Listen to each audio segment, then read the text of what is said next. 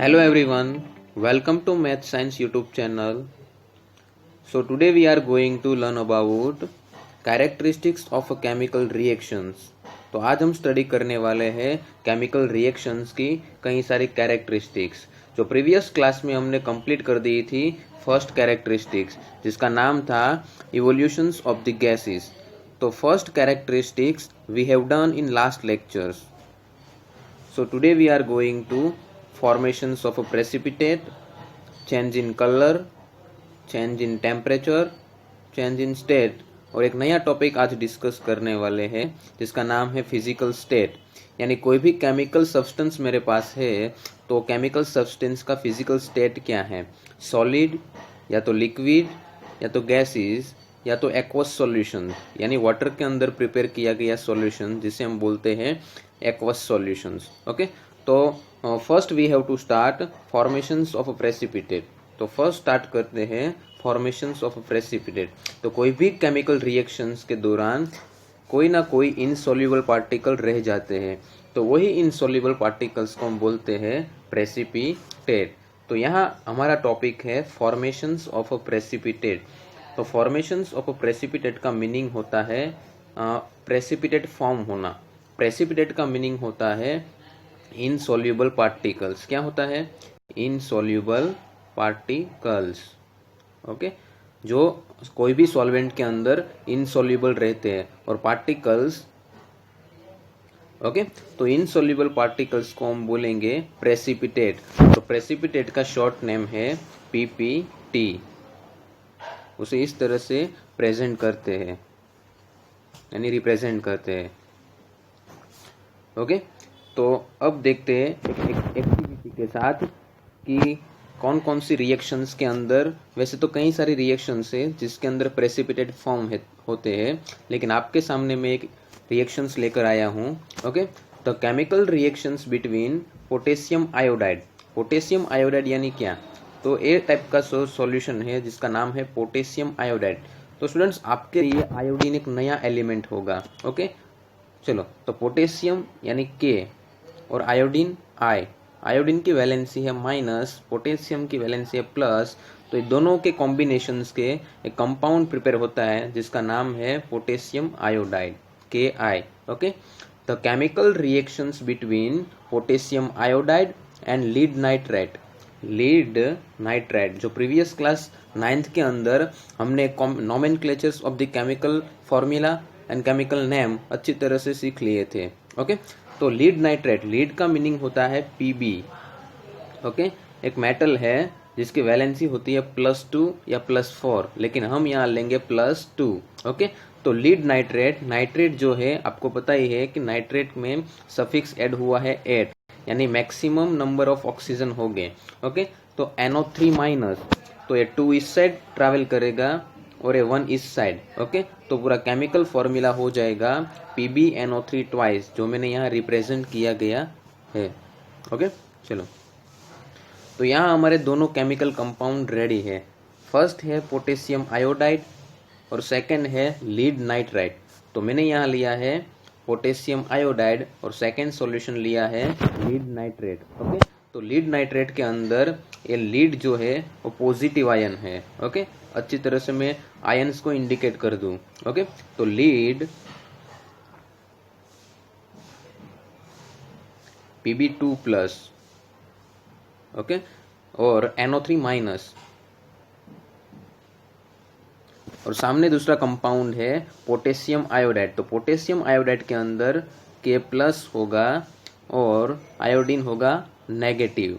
Okay, तो ये first compound था Pb2+ और NO3-, और सेकंड कंपाउंड हमारा प्रिपेयर हुआ है पॉजिटिव आयन K+ और negative ion iodine minus. Okay, तो फर्स्ट कंपाउंड का पॉजिटिव आयन सेकंड कंपाउंड के नेगेटिव आयन के साथ, और सेकंड कंपाउंड का पॉजिटिव आयन फर्स्ट कंपाउंड के नेगेटिव आयन के साथ रिएक्शन करेगा. ओके, तो इन दोनों के बीच में एक नए सब्सटेंस क्रिएट हो गए क्योंकि ये केमिकल रिएक्शन है. ओके, तो मैंने अच्छी तरह से इक्वेशन के फॉर्म में रिप्रेजेंट की गई है.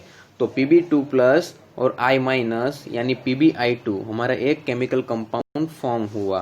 ओके, और K प्लस NO3 माइनस, तो हमारे दोनों की वैलेंसी प्लस और माइनस है यानी 1 1 है।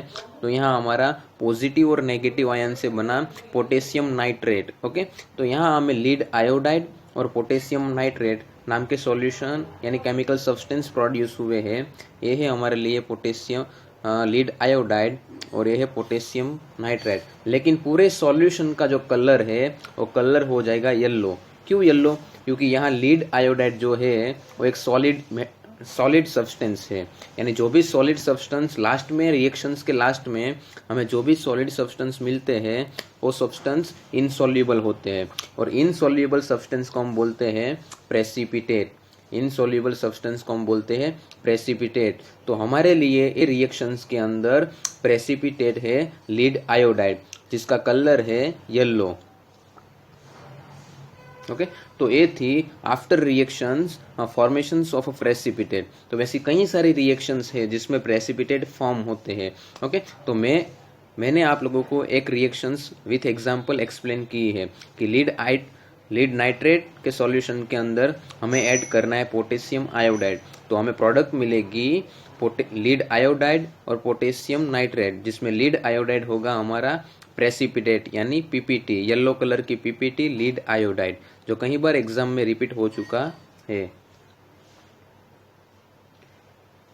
नेक्स्ट कैरेक्टरिस्टिक है हमारी चेंज इन कलर। तो वैसे कई सारे केमिकल सब्सटेंस है, वैसी कई सारी केमिकल रिएक्शंस है जो रिएक्टेंट यानी बिफोर रिएक्शन उसका कलर कोई और होता है, लेकिन आफ्टर रिएक्शन उसका कलर चेंज होता है। ओके, तो वैसे एक एग्जांपल अभी हमने देखा है फॉर्मेशंस ऑफ प्रेसिपिटेट के अंदर। तो फॉर्मेशंस ऑफ प्रेसिपिटेट के अंदर स्टार्टिंग में कलर था कलरलेस, लेकिन आफ्टर रिएक्शंस के बाद उसमें येलो कलर के पीपीटी प्रेजेंट हुई थी। ओके, तो वो क्या हुआ, एक चेंज इन कलर हुआ जो ड्यूरिंग रिएक्शंस होता है। तो वैसे एक एग्जांपल फिर से मैं आपको एक्सप्लेन करूंगा चेंज इन कलर के अंदर। तो देखते हैं चेंज इन कलर के अंदर। तो first the chemical reactions between citric acid. आप सभी लोग जानते हो कि साइट्रस फ्रूट जो होते हैं उसके अंदर साइट्रिक एसिड प्रेजेंट होता है। Okay, and purple colour potassium पर मैंगनेट। आपको फर्स्ट ऑफ ऑल 1 बीकर लेना है और वही बीकर के अंदर आपको पोटेशियम पर मैंगनेट का पर्पल कलर ऐड कर देना है। ओके, चलो पर्पल कलर का सॉल्यूशन ऐड कर देना है। पोटेशियम पर मैंगनेट, प्रीवियस क्लास में हम जब फॉर्मूला क्रिएट करते थे तब पोटेशियम पर मैंगनेट हमारा कुछ ऐसा था। पोटेशियम यानी K और मैंगनेट यानी MnO4 माइनस, जिसकी वैलेंसी माइनस है, पोटेशियम की प्लस है। तो यहाँ केमिकल फॉर्मूला हुआ पोटेशियम पर मैंगनेट का KMnO4। क्या हुआ? KMnO4। ओके, चलो देखते हैं। तो हमने लिया था फर्स्ट एक बीकर के अंदर पर्पल कलर का सॉल्यूशन ऐड किया था पोटेशियम पर मैंगनेट का। अब वही पोटेशियम पर मैंगनेट के सॉल्यूशन के अंदर हम एक साइट्रस फ्रूट वाला साइट्रिक एसिड ऐड करेंगे। जैसे ही हम साइट्रिक एसिड को ऐड करेंगे तो पर्पल कलर का जो सॉल्यूशन है पोटेशियम पर मैंगनेट का, तो वो सॉल्यूशन धीरे धीरे कलरलेस हो जाएगा, यानी पर्पल टू कलरलेस। ओके, तो ये भी स्टार्टिंग में बिफोर रिएक्शंस पर्पल कलर था, लेकिन आफ्टर रिएक्शंस वो हो गया कलरलेस। तो यहाँ हमें दिखाई दिया चेंज इन कलर। वैसे कई सारी रिएक्शंस है, मैंने एक ही एक्सप्लेन की आपको, वैसे कई सारी रिएक्शंस में कलर चेंज होते हैं। ओके, तो ये भी एक टाइप की कैरेक्टरिस्टिक है केमिकल रिएक्शंस की। नेक्स्ट केमिकल कैरेक्टरिस्टिक है चेंज इन टेम्परेचर। तो ड्यूरिंग रिएक्शंस टेम्परेचर चेंज होगा, यानी बिफोर रिएक्शंस अगर इंक्रीज है तो आई थिंक आफ्टर रिएक्शंस वो डिक्रीज भी हो सकता है। अगर पहले से वो डिक्रीज है तो आफ्टर रिएक्शंस वो इंक्रीज भी हो सकता है। तो आपको एक्टिविटी के साथ मैं एक्सप्लेन करूंगा। ओके, तो first point is that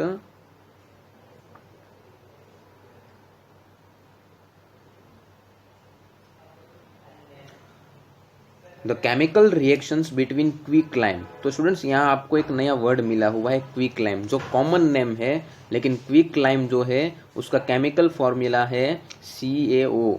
okay, calcium oxide जिसे बोलते हैं, जिसे क्या बोलते हैं? Calcium oxide. एक वाइट वॉशिंग सब्सटेंस है कैल्शियम ऑक्साइड, जिसे वाइट वॉशिंग सब्सटेंस भी बोलते हैं या तो क्विक लाइम भी बोल सकते हैं। ओके, तो नोट कर लो स्टूडेंट्स, एक quick lime. Okay, the chemical reactions between quick lime and water, उसकी रिएक्शंस करेंगे वाटर के साथ। किसके साथ करेंगे? वाटर यानी H2O। जैसे ही हम वाटर के साथ उसकी रिएक्शंस करेंगे तो हमें यहाँ प्रोड्यूस होगा स्लैक लाइम। क्या प्रोड्यूस होगा? Slack lime. स्लैक लाइम का फॉर्मूला है CaOH ट्वाइस, CaOH ट्वाइस, जिसको अच्छी तरह से हम एक्टिविटी के साथ देखते हैं। ओके, दोनों तीनों सब्सटेंस मैंने केमिकल फॉर्मूला के अंदर प्रेजेंट कर दिए हैं। ओके, चलो, तो क्विक लाइम यानी कैल्शियम ऑक्साइड, वाटर यानी H2O और स्लैक लाइम यानी CaOH ट्वाइस। ओके, जो आफ्टर रिएक्शंस हमें मिलता है। तो देखते हैं एक्टिविटी के साथ। तो फर्स्ट है take a little quicklime in a hard glass beaker. एक हार्ड ग्लास बीकर के अंदर हमें कौन सा सब्सटेंस लेना है? कैल्शियम ऑक्साइड लेना है। कौन सा सब्सटेंस लेना है? Calcium oxide, CaO। और सेकेंड पॉइंट है ऐड वाटर इट स्लोली। हमें उसके अंदर वो हार्ड ग्लास बीकर के अंदर वाटर को स्लोली ऐड करना है।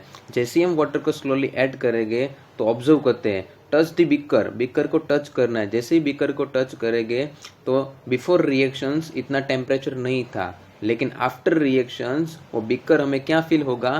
Quite hot. Okay, the beaker feel to be quite hot, वो थोड़ा हमें गर्म सा लगेगा। ओके, उसका मीनिंग वो हुआ कि बिफोर रिएक्शंस टेम्परेचर डिक्रीज था, लो था, लेकिन आफ्टर रिएक्शन सडनली टेम्परेचर हमारा इंक्रीज हो गया। ओके, तो वो भी एक टाइप का एग्जाम्पल है चेंज इन टेम्परेचर का। ओके, चलो, ये रिएक्शंस जो है, फर्स्ट ऑफ ऑल हमने क्विक लाइम लिया, जो बीकर के अंदर हमने स्लोली वाटर को ऐड किया और बाद में एक हीट एनर्जी रिलीज हुई, जिसका इक्वेशन के फॉर्म में, और इक्वेशन के फॉर्म में मैंने रिप्रेजेंट किया हुआ है। तो चलो हम वो देखते हैं। ओके, तो एग्जाम्पल है first of all calcium oxide, जिसकी रिएक्शंस होती है वाटर के साथ, यानी calcium oxide react with water to produce calcium hydroxide, जिसे हम स्लैक लाइम बोलते थे।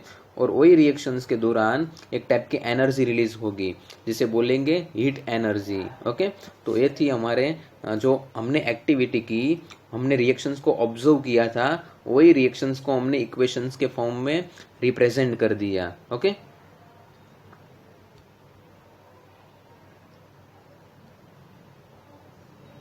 नेक्स्ट कैरेक्टरिस्टिक्स है हमारी चेंज इन स्टेट। ओके, चलो चेंज इन स्टेट के बारे में देखते हैं। ओके, स्टेट तो हमने देखी है फिजिकल स्टेट में सॉलिड, लिक्विड और गैस, ये तीन स्टेट हम जानते हैं। ओके, तो जरा फिजिकल स्टेट किस तरह से चेंज होती है। फॉर एग्जांपल कि इस तरह से कि बिफोर रिएक्शंस मेरे पास कोई सॉलिड सब्सटेंस है, लेकिन वो आफ्टर रिएक्शंस मुझे लिक्विड और गैस के फॉर्म में भी मिल सकता है, तो उसे बोलते हैं चेंज इन स्टेट। ओके, तो एग्जांपल, और यहाँ से देखते हैं एग्जांपल के साथ। तो some chemical reactions are categorised by a change in state. कई सारे केमिकल रिएक्शंस है जो चेंज इन स्टेट का एग्जांपल दिखाती है। Okay, when a wax is burn, wax, यहाँ हमें वैक्स लेना है, वैक्स को बर्न करना है इन the form of wax candle. आपको पता ही है कि मार्केट में जो वैक्स कैंडल मिल रही है, जिस तरह से वैक्स कैंडल को आप बर्न करोगे तो उसमें से आपको मिलेगा water and carbon dioxide. Okay, when wax is burn in the form of wax candle, then water and carbon dioxide are form. जैसे ही हम वैक्स कैंडल को बर्न करेंगे तो उसमें से हमें वाटर और कार्बन डाइऑक्साइड नाम के सब्सटेंस फॉर्म हो गए। Next point is that now wax is a liquid. तो स्टार्टिंग में वैक्स जो था वो कौन से फॉर्म में था? Liquid. Where carbon dioxide is a gas form. Carbon dioxide कौन सा फॉर्म है? कार्बन डाइऑक्साइड एक गैस का फॉर्म है। This meaning that during the combustions reactions of wax को बर्न करना वो एक टाइप की कंबशन रिएक्शन से the physical state change from solid to liquid and gas. Okay, wax candle जो थी स्टार्टिंग में, वो वैक्स कैंडल कौन से फॉर्म में थी? वैक्स कैंडल थी हमारी सॉलिड फॉर्म में। ओके, आपको पता ही है कि मार्केट में जो वैक्स कैंडल मिल रही है और सॉलिड फॉर्म में होती है, लेकिन जब उसे बर्न किया जाता है तब उसमें से लिक्विड यानी वाटर और गैस यानी कार्बन डाइऑक्साइड फॉर्म होता है। तो solid convert into liquid and gas, तो ये भी एक टाइप का क्या हुआ, change in physical state. Physical state को हमने चेंज किया है। ओके, तो ये भी एक टाइप की केमिकल कैरेक्टरिस्टिक है। यहाँ सारी केमिकल कैरेक्टरिस्टिक हमारी फिनिश होती है। तो फर्स्ट थी evolutions of the gases, second characteristic हमारी थी formations of a precipitate, third chemical characteristic हमारी थी चेंज इन कलर, और फोर्थ थी चेंज इन टेम्परेचर, और ए फिफ्थ थी चेंज इन स्टेट यानी फिजिकल स्टेट। तो what is physical state, physical state क्या है, तो हमारा नेक्स्ट टॉपिक ही वो है फिजिकल स्टेट, जो हम अच्छी तरह से मैं आप लोगों को सिखाऊंगा। फिजिकल स्टेट यानी सॉलिड, लिक्विड और गैस। चलो देखते हैं फिजिकल स्टेट में। तो कई सारे केमिकल सब्सटेंस हमारे पास है जो रिएक्टेंट में भी प्रेजेंट होते हैं यानी प्रोडक्ट में भी प्रेजेंट होते हैं, लेकिन वो सब्सटेंस का फिजिकल स्टेट क्या होता है, उसे इंडिकेट किस तरह से हमें करना चाहिए। ओके, हम पूरा केमिकल इक्वेशंस को अच्छी तरह से रिप्रेजेंट कर रहे हैं, तो हमें फिजिकल स्टेट को भी रिप्रेजेंट करनी चाहिए, इंडिकेट करनी चाहिए। ओके, ताकि हमें पता चले कि कौन सा केमिकल सब्सटेंस लिक्विड फॉर्म में है, कौन सा गैसिस फॉर्म में है और कौन सा सॉलिड फॉर्म में है। ओके, तो देखो students, you can see that the physical state of chemical is also very commonly stated in a parenthesis after the chemical symbol, especially for ionic reactions। देखते हैं, when starting physical state solid as denoted solid, इस तरह से solid को हम denotate करेंगे। Solid को denotate करना है तो इस तरह से ब्रैकेट के अंदर S small, okay, and small L denoted a liquid, इस तरह से हम लिक्विड को डिनोटेट करेंगे।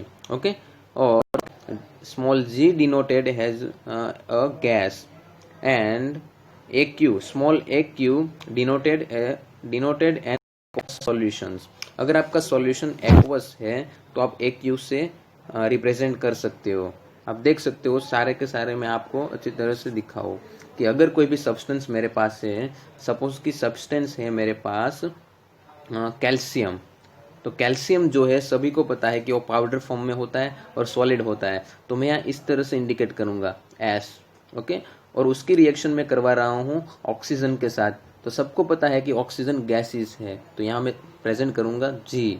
ओके, तो आप को स्टूडेंट्स पता होगा कि मैं अब ले रहा हूँ वाटर, ओके, H2O, तो आप सभी को पता होगा कि वाटर के टू फॉर्म होते हैं, वो गैसिस फॉर्म में भी प्रेजेंट होता है यानी वेपर वाटर, और लिक्विड फॉर्म में भी प्रेजेंट होता है, तो लिक्विड है तो मैं L करूंगा। ओके, लेकिन मैंने कोई सॉल्यूशन को प्रिपेयर किया है वाटर के अंदर, सपोज कि मैंने सॉल्यूशन लिया है एक कैल्शियम ऑक्साइड, कौन सा सॉल्यूशन लिया है, कैल्शियम ऑक्साइड, और उसकी रिएक्शन मैंने की है वाटर के साथ, तो आपको पता ही है कि सॉल्यूशन को मैंने प्रिपेयर किया है वाटर के अंदर, तो मुझे प्रोडक्ट मिली है कैल्शियम हाइड्रोक्साइड, जिसे हम स्लैक लाइम बोलते थे। ओके, तो ये कैल्शियम हाइड्रोक्साइड जो है वो हमारे लिए एक्वस सॉल्यूशन है, लेकिन क्योंकि जो भी सब्सटेंस हमें वाटर में प्रिपेयर हुए मिलते हैं वो सब्सटेंस को हम बोलते हैं एक्वस सॉल्यूशन, इसीलिए मैंने साइड में इंडिकेट किया है AQ। ओके, तो उम्मीद रखता हूँ स्टूडेंट्स कि आप सभी लोगों को फिजिकल स्टेट और केमिकल कैरेक्टरिस्टिक के बारे में